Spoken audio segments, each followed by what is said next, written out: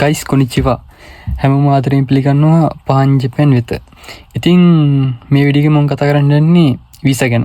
හරි. ජපාන්ට ඇවිල්ලා ගේමක් ගන්න හදන ඔයා දැනගන්න ඕනේ වීසා ගැන.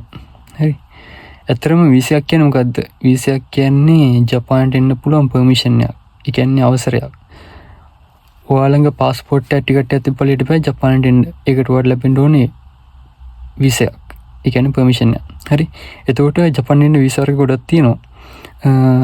අපි ගැන කතා කරමු. ජපාන්ට ඉන්න පුළුවන් වීසා ජපාන් ඉන්න පුළුවන් කාලය මත කොටස් දෙකකට බෙදන්න පුළුවන්. එතන කිව්වොත් එහෙම. ඒ තමයි ෂෝට් ටර්ම් වීසායි ලොන්ග් ටර්ම් වීසායි. ෂෝට් ටර්ම් වීසා එක ගත්තොත් එහෙම tourist visa, visiting visa, cultural event visa, transit visa, business visa මේවා.